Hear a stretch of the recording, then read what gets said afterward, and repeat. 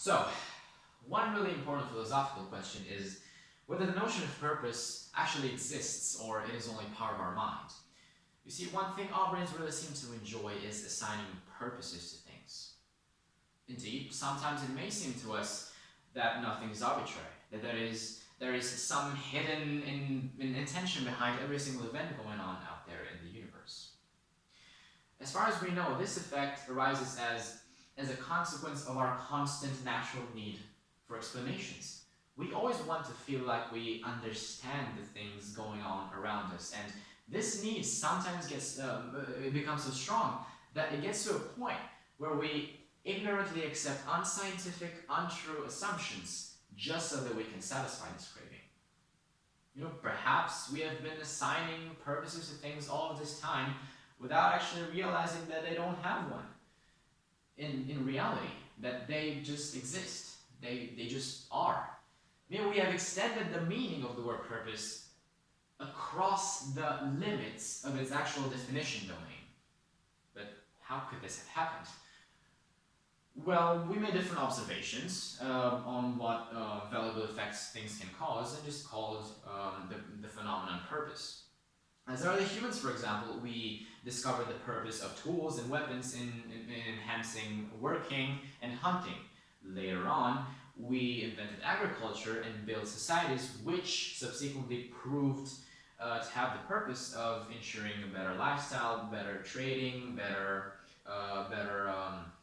security, better communication, and it was just an overall faster progress as a community. We made countless inventions which were conceived with practical purposes in mind, and we made a lot of discoveries which had the purpose of conveying us a better understanding of nature, and so on and so forth. But here's the catch. We didn't stop here. We then began assigning the notion of purpose to a lot of other things outside of this spectrum, of our sphere of influence. We began questioning whether humans and maybe life in general, whether these two concepts have some purpose related to the universe itself. As far as we know, the notion of purpose dies out beyond the limits of this sphere of influence of our own. And after whether this is true or not, and whether there is such a thing as a higher purpose, these two are questions that we either have yet to find the answer to, or which will just forever remain unsettled. This is, after all, a matter of the personal choice of belief, and religion in this context acts as something that I like to call a purpose augmentator, because it extends the purpose across these limits that I was talking about. So, then maybe purpose only exists inside of these limits, and there's only reasonable and possible, after all, to discuss this topic in this context. So let's do that, shall we? Let's focus a little bit on one of this very popular trend of today. This belief that one's life, that the only way one can become meaningful during their life is through their profession. As children, we are often taught that the life of someone with a very prestigious profession, with very high earnings, is the only way one can become fulfilled, that one thing that everybody should aspire towards, and aside of that, everything is mere failure. And the result of this mindset is a universal dissatisfaction and a sense of meaninglessness that a lot of people share. And so, after what we forget, the main point that escapes our attention is that our society isn't just a system of jobs. It is an incredibly complex network where anybody is bound to have some meaning, some purpose. It is literally impossible to not have one. And that is because of the most important characteristic of the notion of purpose. It's relativity. That I'm going to prove using 4 hypotheticals. Firstly, let's say there's this person suffering from a condition which prevents them from being an active, so a working member of the society. So they sit all day at home, they're taken care of, they don't have a passive source of income, nor work from home. And for the sake of the argument, suppose this lifestyle continues until the moment they pass on, and this is also the way it has always been for them. Now, one could argue that the person didn't bring any contribution to the development of our society at all, and so didn't have any purpose relative to our society. But that does not by any means imply that this person's existence was without purpose. They're two very different things. They still meant a lot for their close ones. They had friends. So there's still a lot of people in the lives of whom this person, our subject, had a very important meaning. And so this is like one of the clearest examples of the importance of each and every individual outside of our professions. Let's move on to the second hypothetical. Let's consider this person who finds themselves deep in the wilderness without any possibility of reaching our society. They don't even know the existence of our society, let's put it that way. And they're not educated in any field at all. They didn't have a contact with any other person in their life. They can't remember anything. So they don't even speak. So the only option left for them is to live like any other animal: hunt, gather, avoid being hunted. So let's take a look a little bit. What is the purpose? What are the purposes of this person right here? So it's not part of our society. Okay, so there goes that. The person is also alone.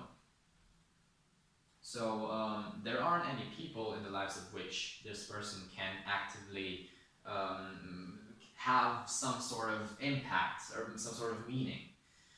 So does the person have a purpose? Of course. They still have a purpose in the context of this circuit of life and death, in their respective ecosystem.